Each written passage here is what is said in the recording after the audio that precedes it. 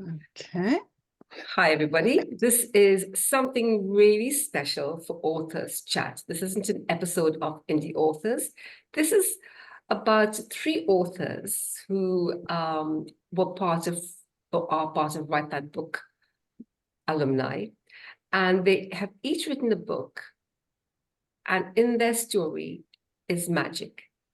And what I've read all three of their books, and what I really love about their books is that they have interpreted magic in their own unique way. And that's what magic is about. So this is going to be a chat between, let me introduce you first of all to Jan Greetham, who wrote The Alchemist Within. Is that correct, Jan? Yes, that's correct. Hi, Beth. Hi, Jan. Hi, welcome. And Paul Underwood, who wrote A Storm Incoming. Hi, Paul. Hi, yeah. And Jan Greetham, who wrote Beatrix, the time-traveling collie. Hi. Oh, that'll be Debra Murphy that wrote the time-traveling collie. Yep, Debra. Thank you so much.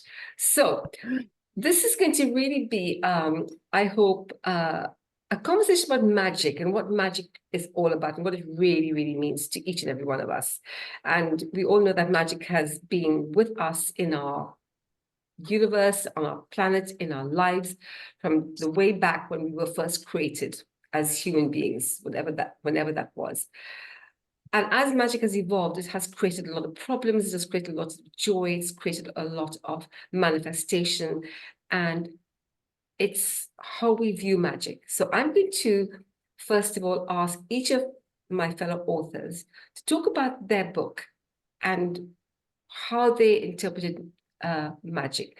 And please feel free to step in at any point, and ask questions about what magic meant for them for each other in your stories. It's really is open. I really would like to be very, very free-flowing. There are no particular set questions. So here we go. So Jan, you wrote a book about the Alchemist thing. Would you like to just to tell us about what that means to you, the Alchemist and alchemy?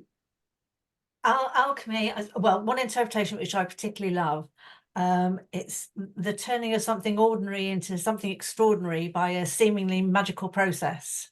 Yeah. And that for me sums it up beautifully. If you think back to the origins of alchemy, and how it was around turning sort of base metals into Yes. gold, yeah, that fits it perfectly, doesn't it? You know. Yeah.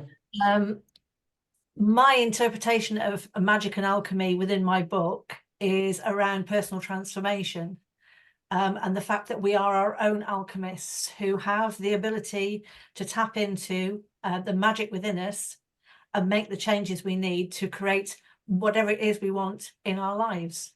Yeah. And yes, and I really like that, because when I read Paul's book, Storm Incoming, it was very much for me. If you remember, Paul, we spoke about the hero's journey and the transformation of your young hero. Do you want to tell us a little bit about that?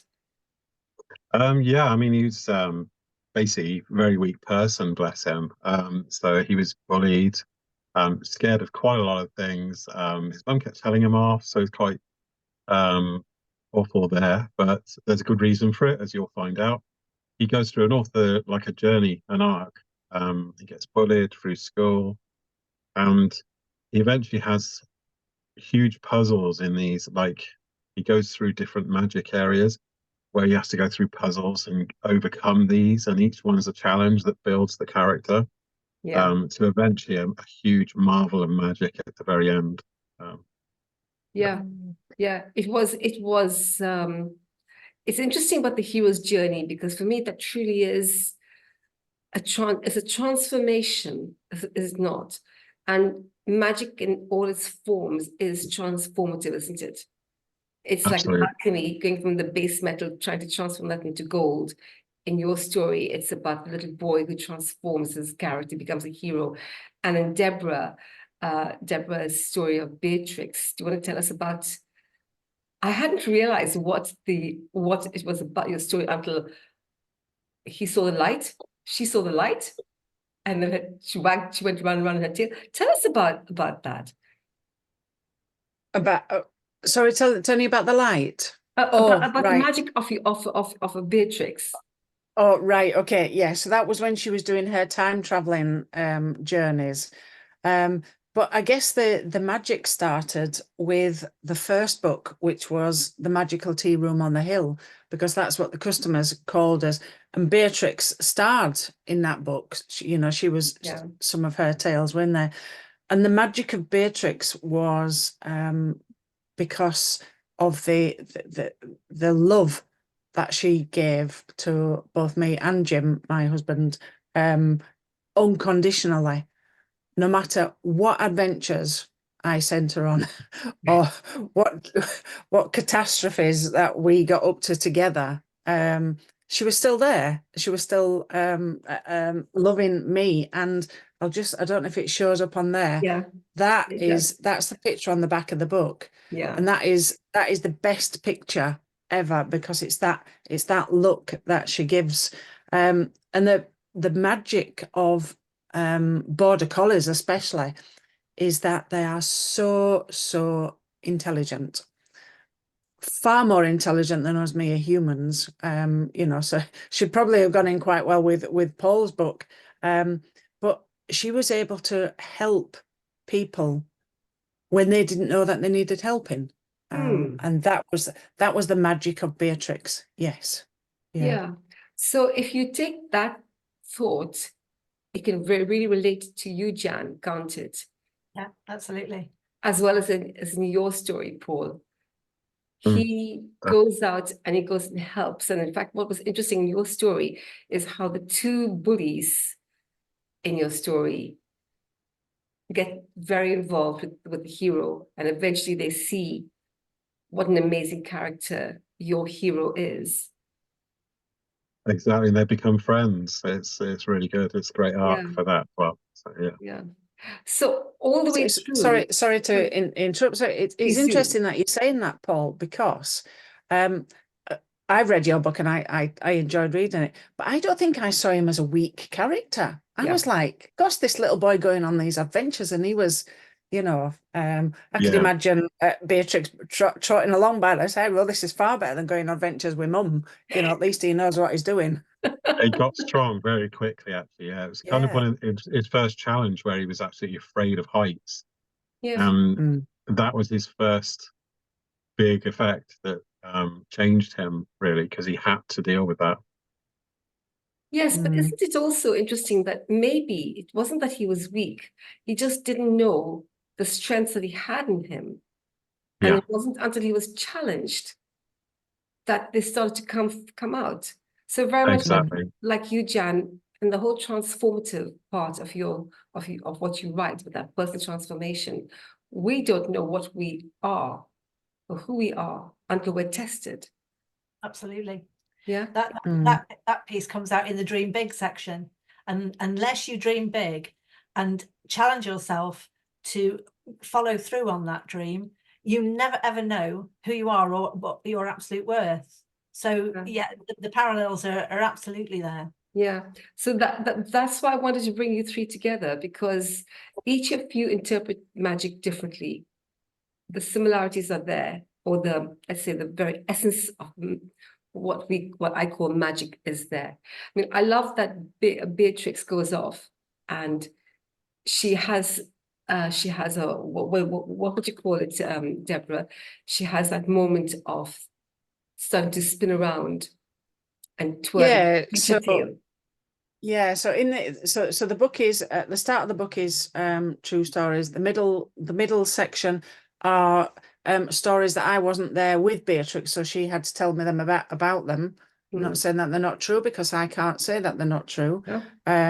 And then the end bit. So you've all seen dogs chasing the tails. Yeah. Yep. So that was how Beatrix went away in her magical time traveling. So she would spin and chase her tail, and as she caught her tail, she would disappear into this magical light that would take her away. But for me, time stood still. But in Beatrix's story, she could have been away for weeks. Yeah. But then when she came back to me, I was doing exactly what I was when she left. So that was the magic of that she was going away, and every story she has gone away to help somebody. She never knew what she was going to help, who she was going to help. Sometimes she was most distraught that she found out that she was there to help 6 little kittens, Hmm. you know, border collies and kittens, and she's like, please, yeah, yeah, yeah. And it's So funny because I that's in think common with Charlie, just like you mentioned. Because with Charlie, he was on the 4 trials, and with each of those trials, he had a great adventure, came back, but it was like he never left because there was a yes, part on yes, the shore of the lake where he come back, and his mum's like, "Well, you've never been gone. It's just that wave hit you, but it didn't. He yes, had a great adventure." yeah. so what is it about that part of the magic that you can go away and those you leave behind are not even where you've gone, but you had this amazing adventure? So if you had to think of that in a philosophical way, what is that? Imagination. And I think probably no matter whose books they are, the magic of these books is the writing. It's the storytelling. It's that ability to take all this madness out of your head and put them down in words that somebody can enjoy. And all 3 of our books, well, all 4, because you've written a book as well, all 4 books are very different, but that magical ability to put that into the hands of somebody who might never have a border collie, might never be able to go to Cuba, but they can read it and they can imagine that they've gone. Yeah, And to me, yeah, that's the magic of writing is, yeah. yeah, And yeah, it's being able to transport those readers into the magic as well, into the stories. I think that's very magical, to be honest. Yes. yeah. Yeah. That's the power of the written word. Every word that we write has an essence of. Just use the word magic because that's the prime word for today.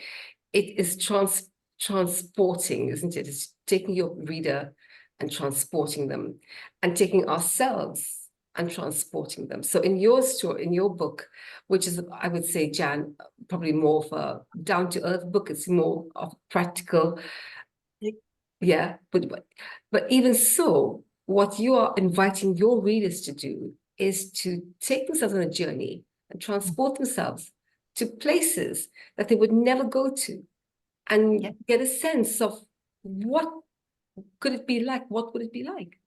Absolutely. I mean, things like the creative visualization process, you know, dream big and then take a look at what that actually looks like, experience it, you know, feel it.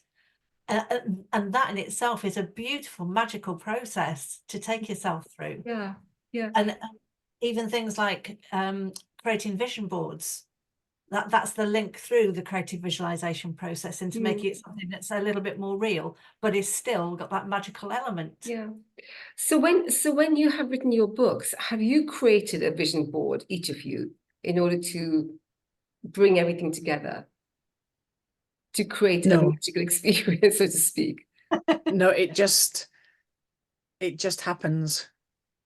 Yeah, it So did, just, so did you just sit down and start to write, and the thoughts just came to you, the words? well, I so think you don't mine are really based say. on, Sorry. yep, yeah, go on you go, Paul.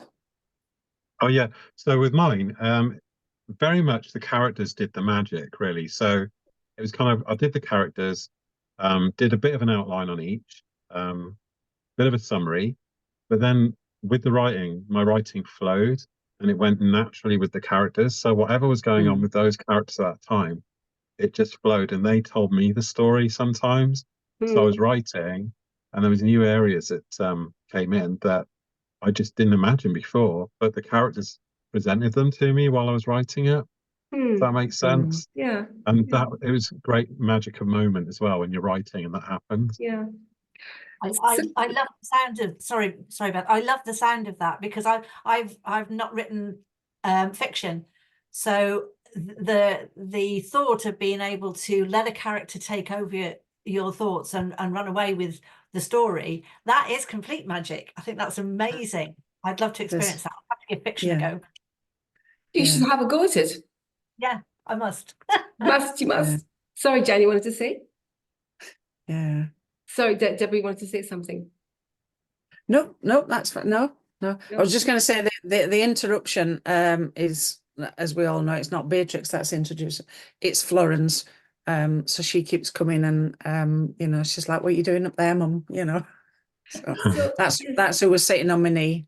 so is Florence by any chance that little puppy in your Yes, story? She's Florence. yes, I thought she was yeah. going to be called, was it Trisha? Yes, she was. So Beatrix had a dog walker called Trisha. Yeah. And when Beatrix found this little puppy, she had to give it a name, and she was trying to think of a name that would be suitable for the puppy. And she said, "Well, she says when you get to your humans, they will give you a new name anyway." She says, "But I'm going to call you Trisha because Trisha is other than my mum, which was me." She Yes. said, "Other than my mum, she said I would trust Trisha over anything," and she was amazing. So she named the little puppy Trisha. Yeah. Yes. Yeah. Yeah. So Yeah. how did when you started to write your books and your stories, what was it about the magical element that came to you so that because magic is powerful, whether we imagine it or whether it's real, whether we are alchemists, each of us are alchemists, I don't know, but we so much is talked about magic in our lives, isn't it? Constantly. The magic of the word, the magic of the breeze, the magic of the feeling of love. What is it about magic? Tell me. It's that taking you away somewhere, isn't it? You know, and I remember years ago, we don't have a TV at home now. We haven't had one for years. But I remember years ago watching a TV program called Quantum Leap. I don't know Yes. if you can remember that. And I used to love that program. And so somewhere in my subconscious, that must have been there. And so I'd written this book, and I can't remember the last time I saw that program. And I was doing the audio book with Greg Friel, and he was listening to it all. And when we got to the end of it, he says, "I've been trying to think what this book reminds me of," and he says, "It's Quantum Leap with a dog."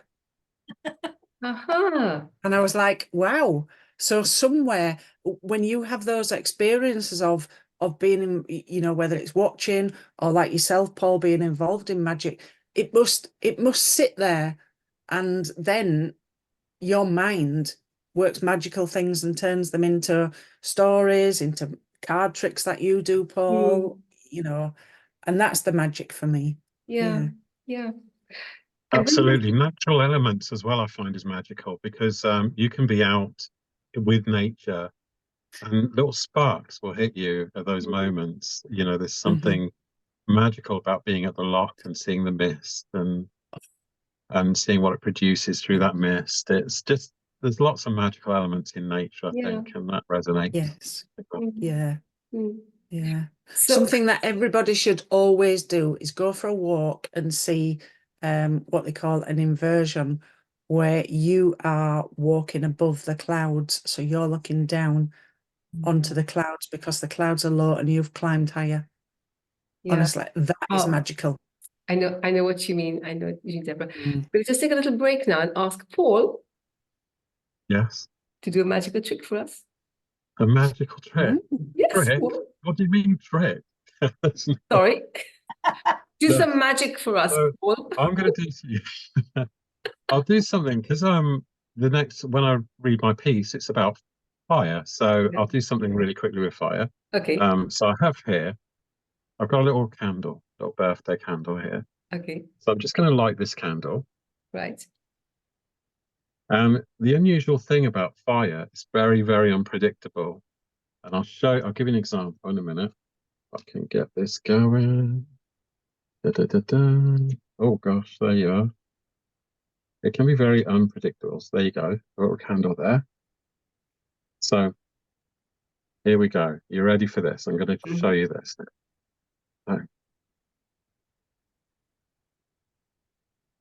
So here we are. Candle's there, burning. I'm going to show you what happens with the candle. As we raise our fingers, it burns upwards Instead of downwards. Oh. Hmm? Oh, There.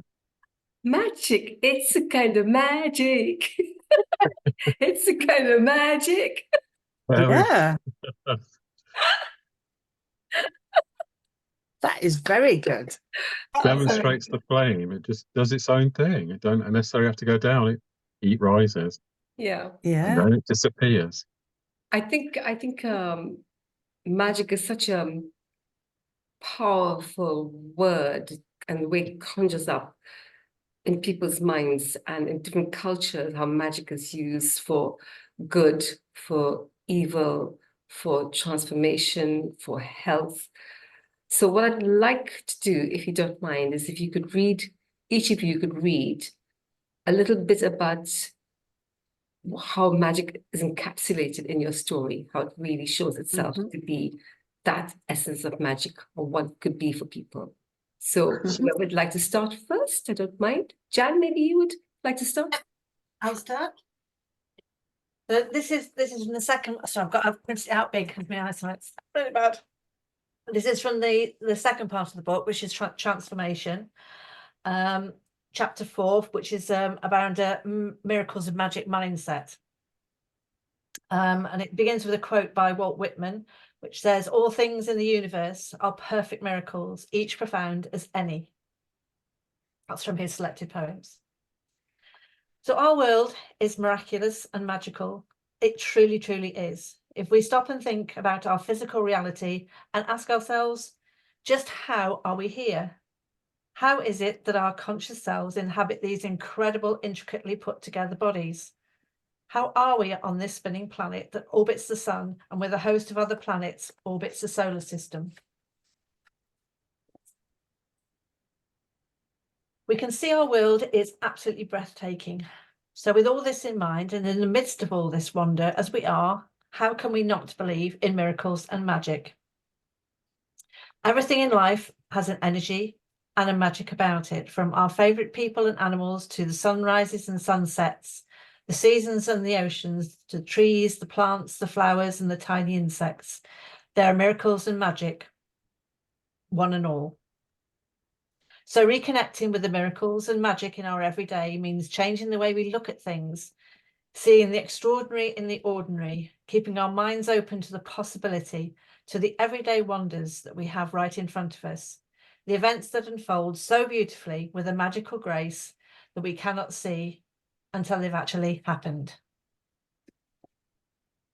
Yeah. Oh, I think good. it's the power, it's Very the power good. of the human being, the power. We have so much power within us. Yeah. Absolutely. Thank you. No, my pleasure. My pleasure. Okay. Shall we hear something about our delightful Beatrix? Beatrix. Okay. So I thought I'd read the way that Beatrix told me that she'd been on magical trips. So it's when she was revealing more mysteries to me. So so the whole book is Beatrix talking. She tells the whole book. So Mum and Dad often told me that I had grown into a beautiful, caring, unassuming dog. I was never aggressive to people or other dogs and animals, although I would give a low growl to unpleasant people and bare my teeth if another dog tried to become too friendly with my private bits or tried to steal my ball and stick. In truth, I'd become a bit of a loner. They do say dogs become like their owners. I enjoy my own company and the peaceful life I live with Mum and Dad.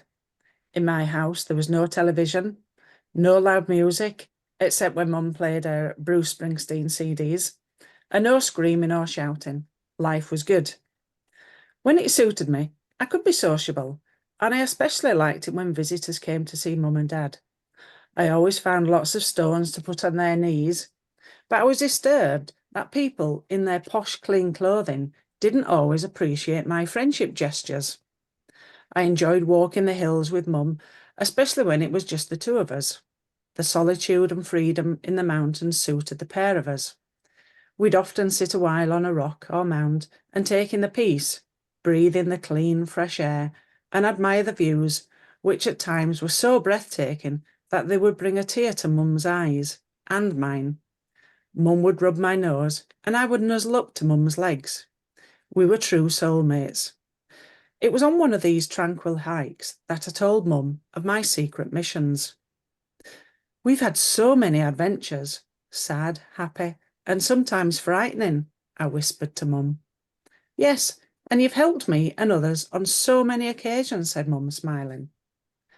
There have been many more adventures you don't know about, I said. What do you mean? Asked Mum. The times I disappear into the light when I chase my tail, I said, lying with my front paws crossed. Mum looked lovingly at me. I often see you vanish into the light, but time almost stands still with you until you come back with another gift. I've not asked you about this before because I thought you'd tell me when you were ready, she said. I'm ready now. Would you like to hear some of my stories? I asked. Yeah. And actually, having read your book, Jan, Debra. Sorry, Debra, I have started to look at dogs in a very different light. Yes. I really have. Yes. Where I am in Goa, on the beach, there are lots and lots of dogs. And when I've been to other places in India on the beach, there's always lots of dogs. I'm slightly afraid of them because I had a rabies injection before I came here.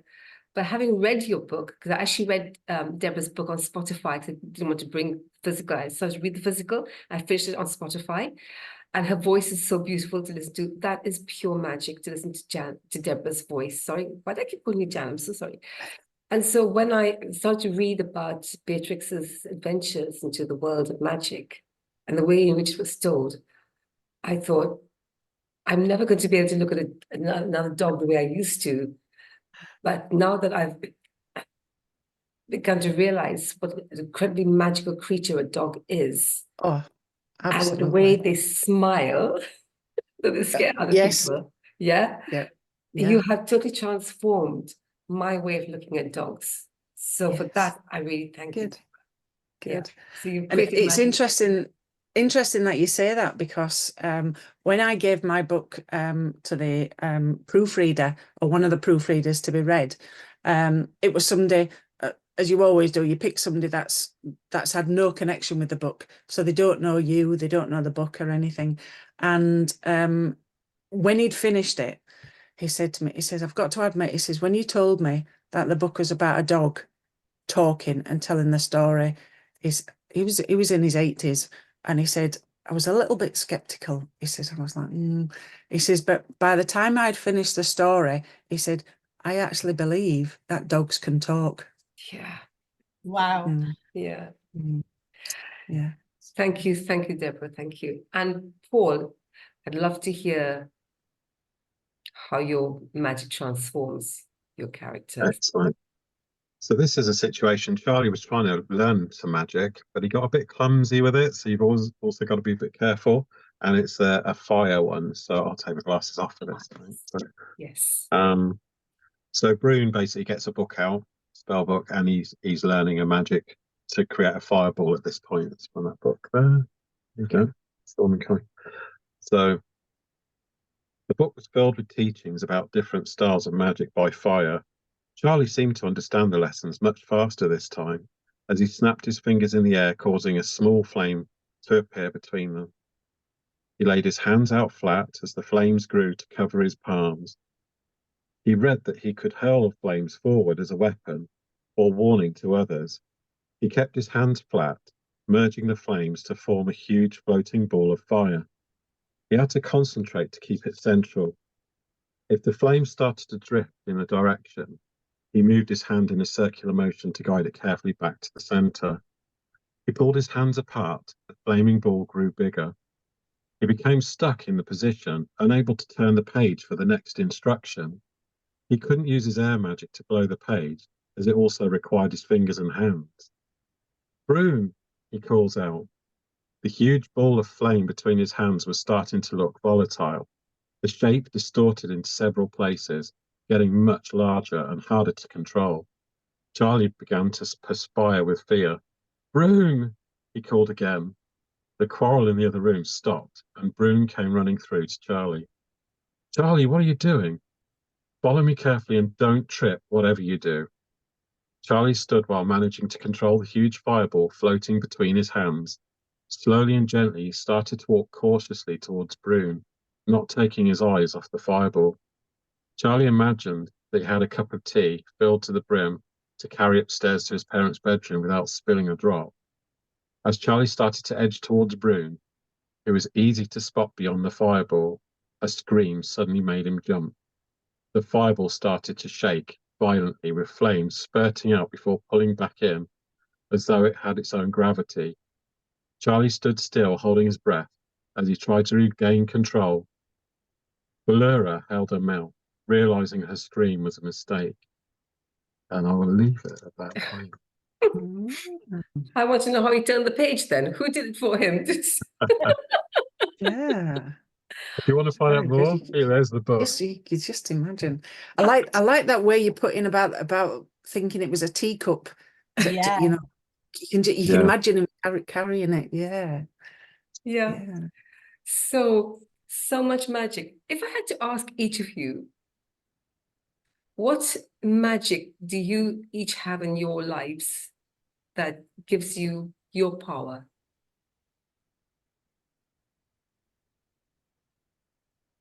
I don't know. Shall I start? Well, so mine, I feel, is empathy. I'm a very empathetic person. I'll give an experience really quickly that I had once as an example, especially with animals and nature, like I mentioned before. But the only witness I've got is my brother and his girlfriend at this point. But I was visiting Bristol Zoo at the time. There was an elephant there called Wendy, an elephant. Went into the paddock. Basically, when I walked into the paddock, I felt something very, very strange. I can never ever describe it. Very surreal. It just felt like I had to go towards the elephant. It was just crazy. And I just had this moment where I was just staring with her, and it's just me and Wendy the elephant, just alone, like looking at each other, but communicating silently through the head. And I burst out in tears because I felt she was sad, but happy that someone could communicate with her. It was kind of very strange. I burst into tears, and my brother's girlfriend came running to me. She said, "Oh, Paul, are you okay? Are you all right?" And I said, I don't feel she's going to be here tomorrow. She's like saying goodbye. It's just strange. I couldn't describe it. And my brother just laughed it off, little brothers are. So we moved on. So I'm quickly rushing through this because I don't want to take too much time. So we came out, Steve taking the mick, drove the car home. I was living in Bristol at the time. And then on the next day, as we were driving somewhere else to visit, he put on the radio, and actually on the radio station, it explained that sadly the loss of Wendy the elephant from Bristol Zoo, as she'd passed away. Wow. And then, yeah, and so they were gobsmacked. Obviously, his girlfriend was like, "What?" And Steve was, my little brother was just Damien Omen. So, Paul, Yeah. we started laughing off, but yeah, very mystical. So that's kind of a magic moment in my life that I'll never Made the forget. hair to be stand honest. up on the back of my neck. Yes. Oh, Yeah. Doesn't give that feeling, doesn't it? I felt a shiver good on my legs, for sure. Yeah. I felt Wow. honoured, to be honest. A surreal feeling. I can never describe it. I was just with her, and it just felt so nice and sad at the same time. Mm. Yeah, very honoured. Yeah. So would you say that magic is about empathy? I Empathy. think in that particular case, it was an empathy. It kind of we gelled. It was kind of the feeling. It was an empathy that I was felt very strong for her emotion, I think, as well. So Mm. Wow. Yeah. Thank you, Paul. And how about you, Jan? I suppose for me, I mean, I write a lot in my book about energy. So we've talked before about both being Reiki masters. Yes. So I think the magic I find is in being able to detect sort of the different nuances of energy, which allows me to kind of connect with other people and connect the dots around what's going on for them. Yeah. So it's, I don't want to use the word psychic because it's not that. It's I'm along the lines of Paul here, because it's kind of an empathy with people. It's connecting with their feeling, what they're going through, through the energy, and being able to work out what's going on and how I can help them. So I think that for me is the magic I experience. Yeah. So it's transformation. Mm. Yeah. It is. In But its simplest form. In its simplest form. Yes, I think there's the connection and transformation, I think, there. Okay. And how about you, Deborah? So I think for me, my my magical power that I feel that I have is my in-depth memory for detail. Not for telephone numbers, not for names, but for the colour of the grass when I was cycling up a particular road 20 years ago, or how that made me feel, or what I was wearing, or how that made me feel, or what somebody likes to have in their cup of tea, or what sort of cake they like, so that then I can bring all that together so that people can then feel part of what I'm writing. And people have often said that of when I write about the cycle trips that I've had, that they can actually feel that they're following me on my bike because I'm describing the route so well. And that's because I don't need to take notes all the time, but I could tell you of a cycle that I did 10 years ago and still remember it. I can still visualize it. So I'm able to, that's my superpower. It's amazing. Don't ask me to remember my telephone number. And we won't ask you to do that. Yeah. So yes, so if I think about magic, for me, it's always about you're taking a little something and you can flick it, and suddenly it's starburst, or it's memory, or it's transportation, or it's transforming, and it's recreating or creating. So magic is always about creating, isn't it? No matter what we're doing, we're always recreating and recreating. Yeah. And then what comes out of it could either be for good or not good. I love fantasy stories. I absolutely love it. I love fairies.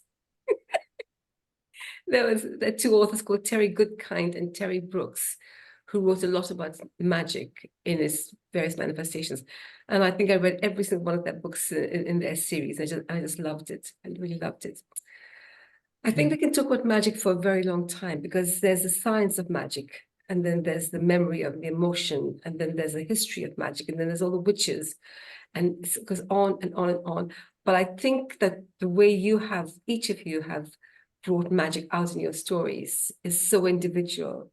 And that's what I really wanted to bring you three together, to just tell readers or listeners, give them an opportunity to read about magic in its different formats and how wonderful magic is in its different ways. Yeah. So I don't know if any of you like Khalil Gibran. There's lots and lots of poems written about magic. But I found one of his poems. I wanted to just end it. It's a very short poem. And he says, this is Khalil Gibran: love is a magic ray emitted from the burning core of the soul and illuminating the surrounding earth. It enables us to perceive life as a beautiful dream between one awakening and another. And I do believe that is exactly what magic is. It's about the awakening one dream to another. Like Beatrix, like you, Jan, and like you, Paul, how you take your character and help him on his hero's journey. Beatrix goes off and helps people, changes their lives forever, changes her mummy and her daddy's life. And Jan, with you as well, with you showing people how they can transform their lives, something the most simplest way possible. So that's all magic in our 2024 world scenario. So listen, thank you for coming and sharing this moment with us. Thank you. I really appreciate Thanks for having us. Yeah. Yeah. Yes, thank you. Thank Thank you. you. Yeah. Thank you. I hope you enjoyed it. I hope you each got something from the other. I've got a lot from all three of you. Yes. I've loved it. It's been fabulous. Absolutely. Thank you Yes, so thank you. much. Chat to you again and look forward to more magic in your books, that's for sure. Bye. Bye forever. And this is to our listeners. This will be put on the YouTube channel, Authors Chat, Beth Jordan 23. In about a week's time, it'll be on live on YouTube. Bye, everybody. Bye-bye. Bye. Thank you. Bye. Bye. Bye. Bye.